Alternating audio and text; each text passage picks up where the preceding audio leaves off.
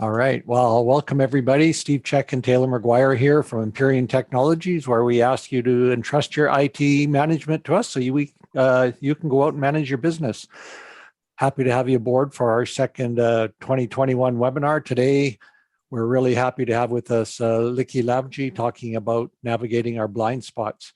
If you happen to miss our webinar from last month, that's available on our website. And I think we have a slide showing the URL for that as well. Empyrean.net/webinars. We will also be recording this session and sending that out to everybody that attends if you desire to look at it a bit later on. Agenda for today, basically a couple of minutes of introduction here. We're going to hand it over to Likky, let him give his presentation. Throughout the presentation, you can put questions in the Q&A box, and we'll do our best to have Likky, or we will answer those questions. So without further ado, I'll hand it over to you, Taylor, and you can introduce Likky. Yeah, just before we do that, we have a list of upcoming webinars over the next couple months here as well. So their next one in June is going to be with Sophos, responding to cyber threats and security incidents. After that, we're actually going to be talking and diving into the details about cyber insurance. We'll actually be talking with an insurance company and an insurance policy provider who can basically dive in and give you more information around, what types of things that we could do to lower rates and what kind of things that they're looking for as an insurance company. And then we're going to be talking about Office 365 in August. So as far as this webinar goes, I'm lucky to have Likky Lavji here, and Likky has been working with Empyrean for the last couple of years, just helping us work on things like our processes and procedures and helping us develop and grow as a company. And so he has a unique insight into our company and how we function and work. It's been a real pleasure working with him. Recently, he wrote a book called Death by BS. And we're going to listen to what he has to say to us today. So, Likky, welcome. Thanks, Taylor. Thanks, Steve. Hey, it's a pleasure to be here with the two of my favorite people out in Chilliwack. So, thank you. Steve, we go ways back, right from my IT days. I used to run an IT company for 25 years, and we got to know each other, and we connected out over a Zoom call initially to start working with your team. And what's really transpired for me is to realize that we are all incredible leaders. And Steve, you're one of the leaders that I look up to because of the way you work with people and what you do, which is just showing up as who you are, being authentic and being vulnerable. We as leaders have such a hard time to do that. And in my world, I wrote this book called Death by BS, Navigating Yourself to be a Better Leader. And in my world, every single human being is a leader. You may be leading people, you may be leading a family, you may be leading a project, but you are a leader. And we just have to wake up and think of that ourselves that way, that we're leading into a different realm of reality right now. Howard Schultz, you may have heard of him, a small guy that's created something called Starbucks. I think there's one in every other corner. He says, I think the currency of leadership is transparency. You've got to be truthful.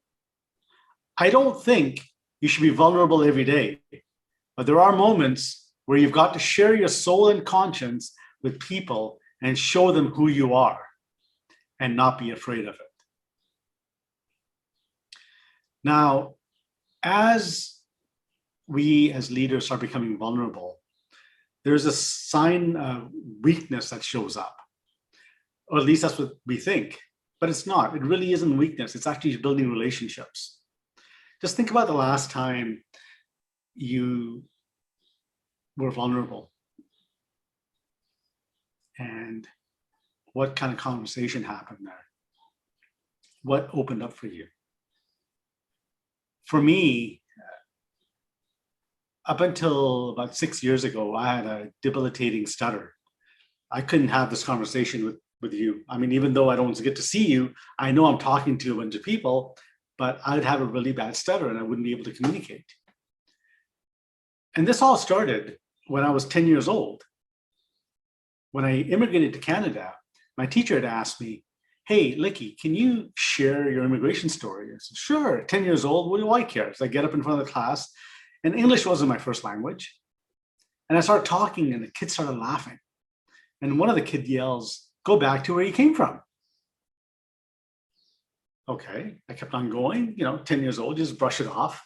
But more kids started laughing. They started chanting, go back to where you came from. I looked at my teacher, and he just goes, he didn't know how to deal with it. So I just went back in my chair and I started crying. And the next day, the life of Likky, not belonging, not good enough, and the life was with a stutter started. Grade 8, got bullied, got beat up. Grade 9, I had to stand up for myself, started going down the wrong path. Grade 11, I dropped out of high school. Couldn't handle the pressure anymore. Now that's the narrative I've been telling myself, I'm a high school dropout. So imagine having a life as a high school dropout, but yet I had a successful IT company. I'm on my 8th company right now. All 8 have been successful. So does that mean that the high school dropout was a bad thing, or was that the way I learned? It's a narrative that I kept on telling myself. So now, as I share the story, I want you to think about what narrative you're telling yourself. And over the years, that stutter of mine was controlling it. I wasn't able to do conversations like this and really get in front of people and impact them until 7 years ago. I was sitting in a workshop with my good friend and mentor, Bob Berg, who is the author of the book, The Go-Giver. And we're sitting in a workshop and he asked me to stand up. And I stand up and he acknowledges me. And he goes, Likky, you're trusting, you're caring. I love working with you. We're glad to have you as a partner. And Kathy, his assistant partner, starts saying very similar things. And then the next person. By the 4th person, I'm again in tears. And Bob looks at me, he goes, what's going on, Likky? And I go, I've never heard these words before. And he goes, Likky, I wonder if you've never listened to these words.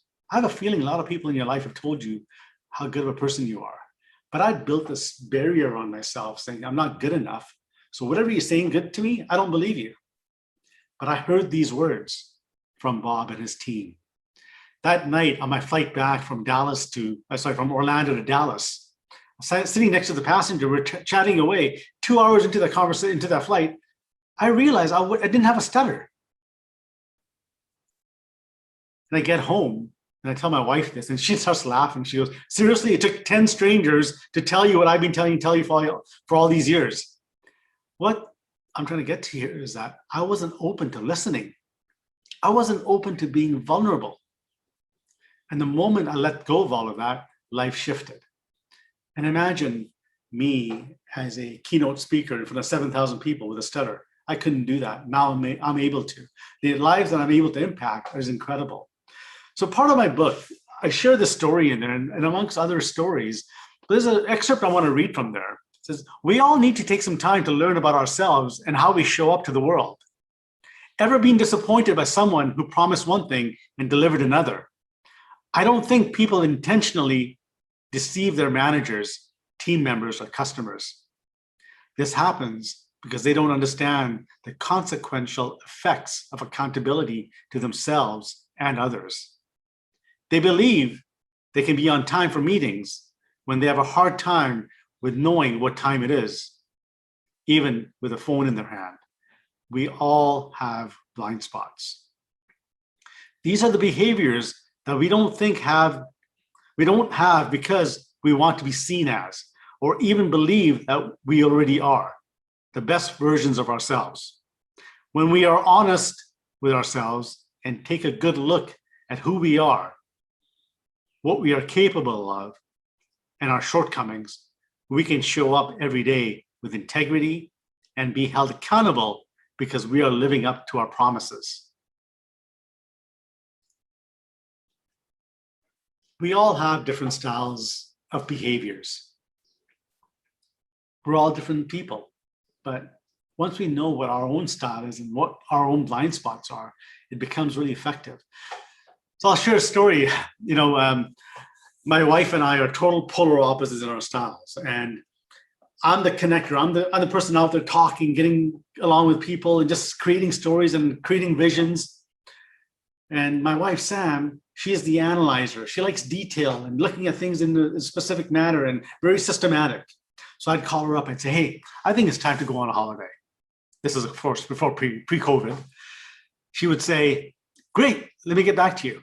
And the next day, I've got this incredible 30-page email that tells me we're going to Hawaii, and the sand in Hawaii is because of this, and then the hotel we're staying is the history is this, and we're going to go see this, and we're going to go do that. And I'm like, oh my God, I can't go. I don't want to read all this. This is too much information for me. But that's the way she had to communicate.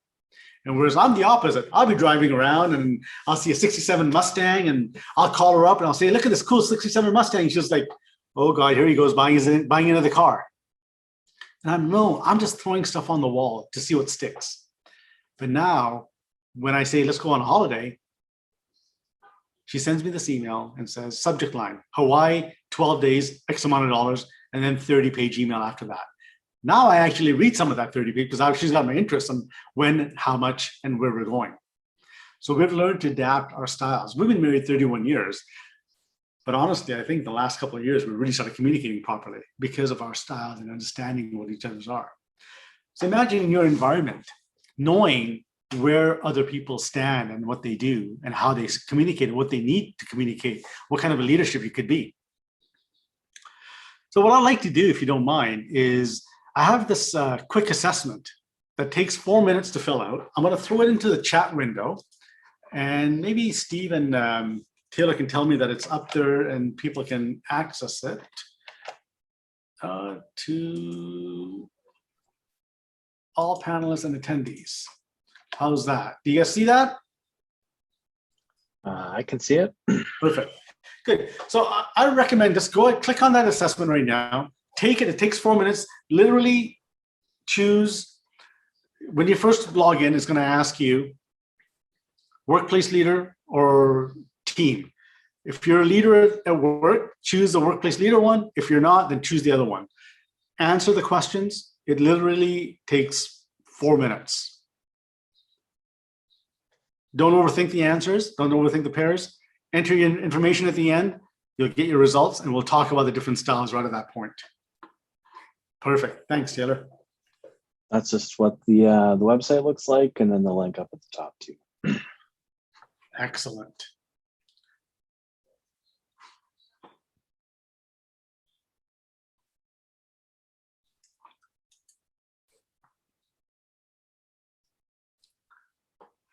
And I know some of you are thinking right now, why do I have to do this? Is this going to make any sense?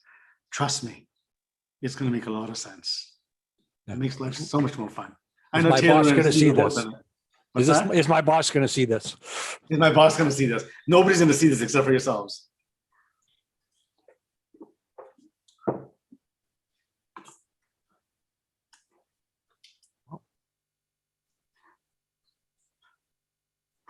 And as you're done, in the Q&A, just say done. So we have an idea of how many people are done. It's right now it's 12:44. So at about 12:46, I'm going to just continue the conversation. Oh, somebody can't access it. Okay. Well, as you can't access it, just go ahead and copy the link, and we'll get that. You should be able to get it after if you don't mind. Is anybody else having problems accessing it right now?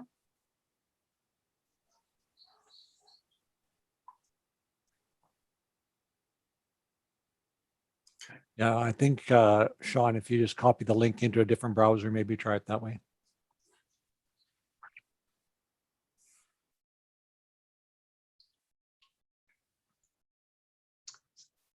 I emailed you the link, Sean.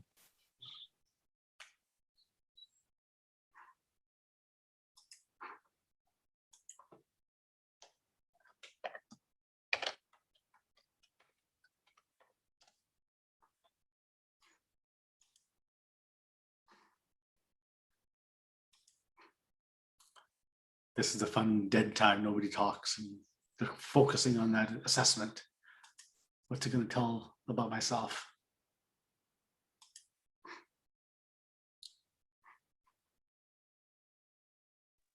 Is somebody Looks like somebody might have their hand up there as well. Perfect. So we're getting a bunch of dones now. So 30 seconds. And if you're not done, that's fine. You can continue doing that while I keep on blabbing away here.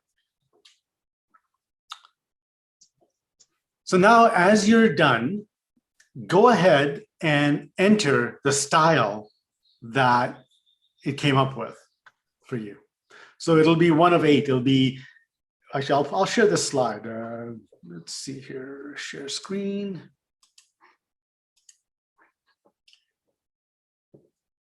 You'll have one of these styles there. And we have an analyzer, we have stabilizers, perfect. This is great. And again, there's no good style or bad style. There's nothing wrong with anyone, that nobody needs to get any better. We are who we are. We're authentically who we are. We have a couple of motivators. Love it. Love it.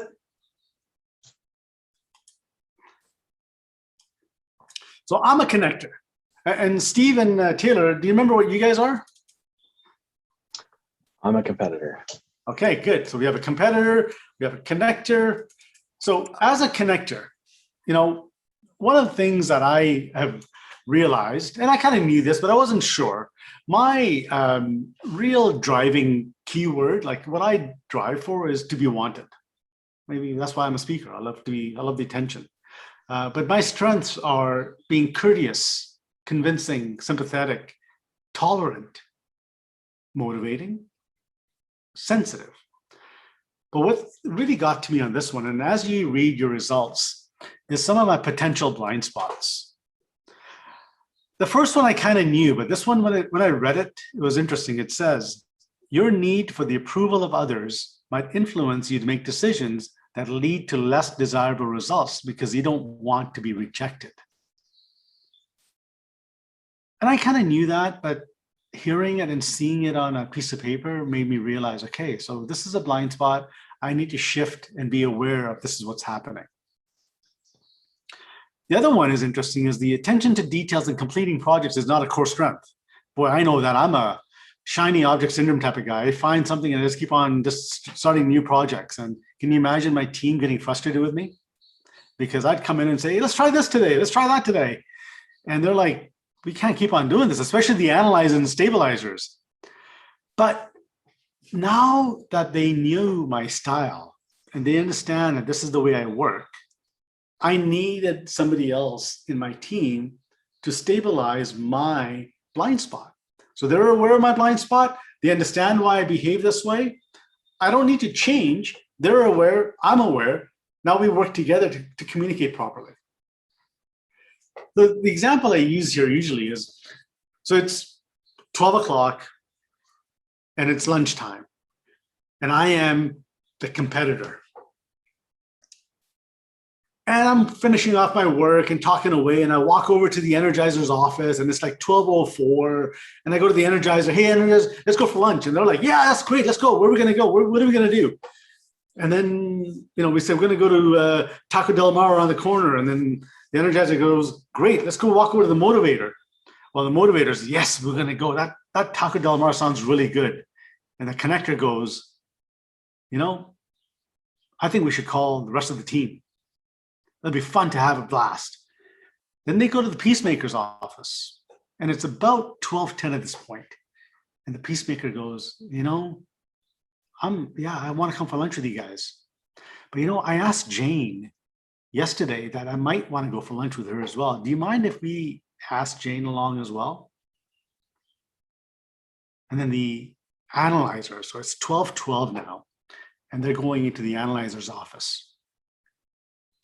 So let's go for lunch. And the analyzer goes, well, hang on a second, it's 12:12. Are we going to be back in 52 minutes? Is this going to happen? Where are we going? Who's coming? What are we going to have? What's the menu like? And then the controller goes, no, it's 12:15. We're supposed to be done. Supposed to go for lunch at 12, be back by 1. I can't do this. You notice it's one thing, it's going for lunch, but there's 8 different ways of dealing with it. Now we just need to be aware of that. The other analogy I use here is, imagine a controller or an energizer or a motivator wanting an impromptu meeting. And in that meeting, there's an analyzer that comes in, and the analyzer is frustrated because there's no agenda. It's an impromptu meeting, has no clue what the meeting is about. So they seem disengaged at that meeting, but they're just trying to catch up and understand what's happening. So what I've learned is never have an impromptu meeting without an agenda now. So now I email ahead of time and say, look, I'd like to have a meeting, and here's the 3 things I want to talk about. Does that work for you? Perfect. And vice versa. When an analyzer emails me an agenda, which is very detailed and doesn't tell me what the intent of the meeting is, I get frustrated. I'm like, why are we talking about to-do lists? So we're just being aware of what this looks like and trying to understand and sharing what that vulnerability is like, and understanding and building that trust and that communication so that we can understand each other's styles and really meld and gel with each other and understand what that looks like. Imagine having a cohesive team at home, even at work, and understanding each other's styles. So my recommendation is, you've got your reports now. Take those, read them, and understand your potential blind spots.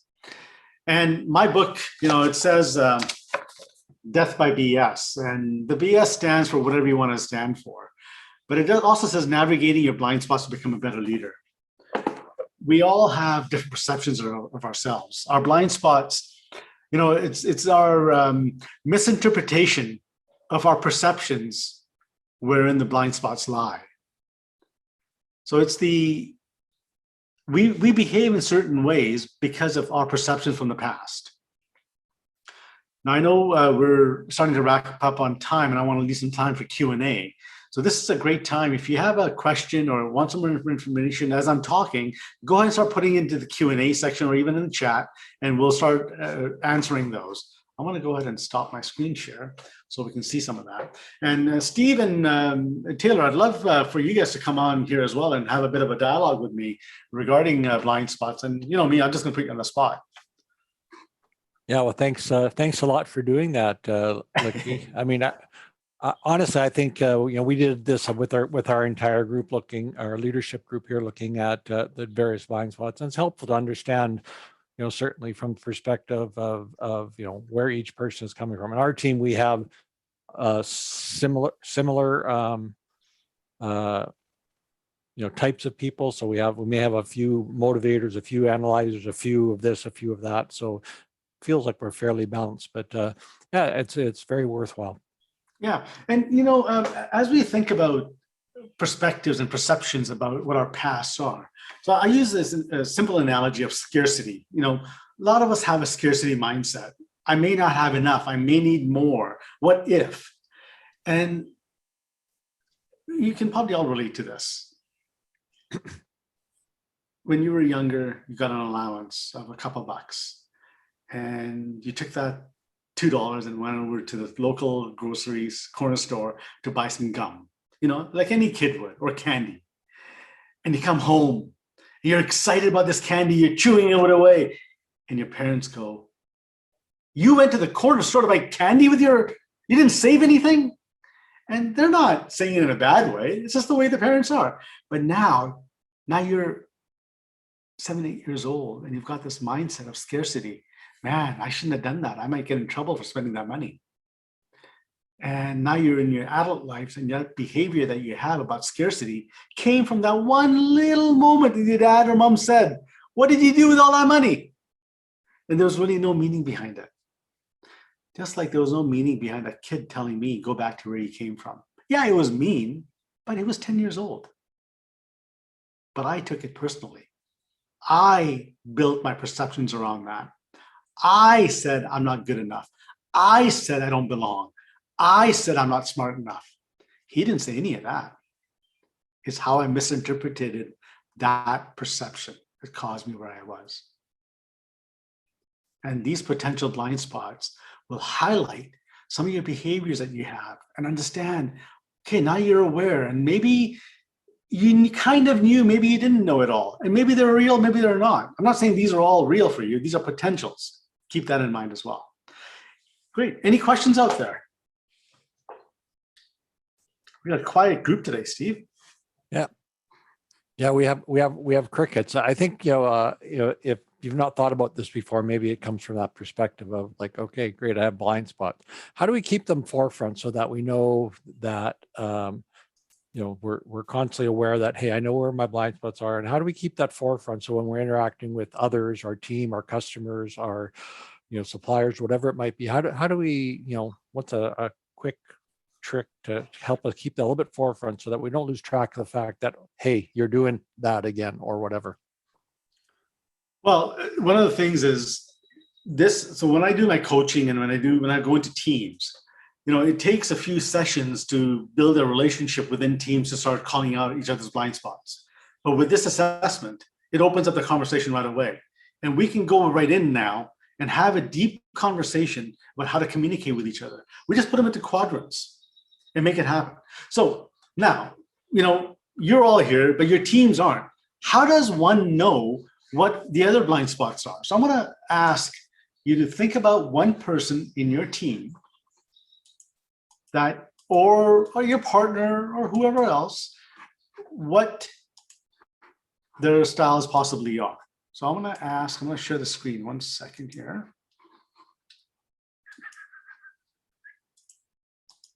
I'm going to ask a couple of questions. I'm going to ask 4 questions, and then you're going to be able to say, okay, I know what their style is. I understand why they come across that way. And the questions are, sorry about this. The questions are, okay, so think about that person, visualize them. Are they fast-paced and direct, or are they slower-paced and indirect? Okay, so categorize them, fast-paced or slower-paced. Good. Now, categorize them as, are they guarded and task-oriented, or are they open and people-oriented? Okay, so you should now have either fast or slow, guarded or open. Now I'm going to share my screen again. It's going to show you which quadrant that they fall into. So if they were fast-paced and direct, and they were guarded and task-oriented, they're in this competitor quadrant. And if they're fast-paced and people-oriented, open, they're in the motivator. Now, if they're slower-paced and indirect, they could be a peacemaker and an analyzer. And now you can see just from this small little screen, these are the 4 primary styles that we've defined. You can see right off the bat that if you're in the top quadrant, you're really fast-paced. And if you're in the bottom quadrant, you're slower-paced. Nothing wrong with that. Nothing wrong, right with the fast-paced either. This is the different styles of behaviors you have. Now we just need to learn what the other person needs and what their requirements are.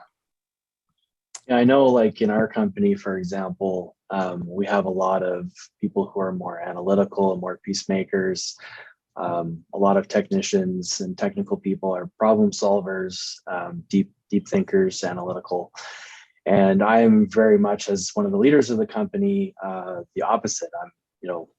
I am analytical and a deep thinker, but I'm also very driven, and I want answers quickly, and I'm competitive and I want to win, and things like that. And so learning how to lead our team, I've found kind of this assessment process to be very helpful in changing my approach and how I interact with our staff, how I ask them questions. I might ask them a simple question, but that might blow up their entire world in their brain and how they compute that information. So it's been helpful for me just even in changing my approach and how I interact with my team. Hey, Likky, there is another question here. Perhaps talk a little bit about balance in a team, the importance of hiring different types that complement each other, i.e. you can't have a whole team of motivators. Great question. That's an incredible question. And yes, so one thing I will say, don't hire and fire based on the styles, but as you're hiring, start balancing out your team, because you need a good balance of, especially the primary styles. And these are the primary styles: competitors, motivators, peacemakers, and analyzers. And if you're a connector or an energizer or a stabilizer, you're a blended between the two. So I'm a connector, so I'm a blended between a peacemaker and a motivator, and more on the motivator style. But as you're hiring teams, start filling that out and also sharing this type of an assessment of, understanding where they are. When I do my teams work, when I go into organizations, we do a teams conversation like this, but go into really deep detail into a 4-hour workshop. And then we start labeling people, and we make sure that even on their desks, their signs are up there. I'm a competitor, motivator. So now you start understanding what they need, and you're aware of the potential blind spots. Imagine an entire organization of just analyzers or peacemakers. You would get a lot done, but you wouldn't move forward. There wouldn't be any visionary stuff happening. Now imagine the opposite, where you only had competitive motivators. There'd be incredible meetings about talking about the future, but nobody's really doing any detailed work and getting into it. So there's a good reason to have a good balance in here. I hope that answers your question. Yeah, great. So we are at time here. We want to honor everyone's time commitment here. We'll hang out here as long as people want to keep firing questions, obviously. And as we said earlier, we do have a prize draw for a few items. And so Taylor, you want to maybe just talk about that. And then also we want to put up some content or contact information for Likky. If you want to dive in with Likky directly on this, we'll put up his email address there. And, if you're someone that, runs teams or is in charge of helping motivate teams, you might want to engage on a deeper level with him. Obviously, we encourage you to buy the book. It's not very expensive, and it's probably help you as well. But yeah, Taylor, why don't you address the prize draws and those things? Yeah, so we're giving away an Amazon gift card for $150, and so Trevor, you're the winner of this thing. So we'll get a gift card out to you here later this week. And then also, I believe, Likky, you're giving away a copy of your ebook for everyone who attended. So we will figure out a way to get that out to you here in the next couple of days as well. And then also just with our upcoming webinars that's on the screen, you can go to empyrean.net/webinars. We'll send out some information and follow-up information, how to get a hold of Likky or connect with him. Also, we'll send out the link for the blind spot assessment if you want to share that with your team and kind of utilize that tool that Likky's provided. So I think that's pretty much about it. Yeah, and Taylor and Steve, I think I'd love to give away a signed copy of my book as well to somebody. So Sure. I'm gonna have some fun with this. The first person to tell me what they got out of today in the Q&A gets the book. All right. Give you guys a minute to do that.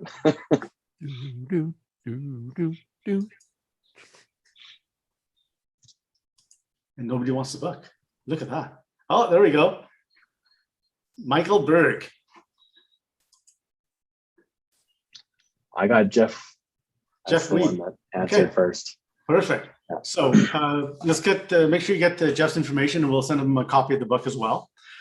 What I'd also like to do is, there's a good question, Jeff, you asked about the last slide that I shared about the 4 different styles.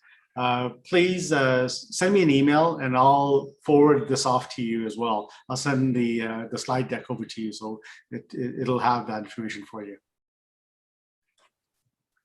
Right on.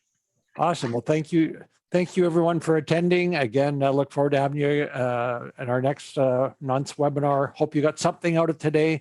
And again, our intent is really to provide value, not just be firing IT information your way. I hope that you can take something from today, apply it to your team, what you do, who you are. And Likky, thank you so much for taking time out of your busy day in the sunny Okanagan to grace us with your experiences. Thanks a lot, everyone. Take care. Talk to you again soon.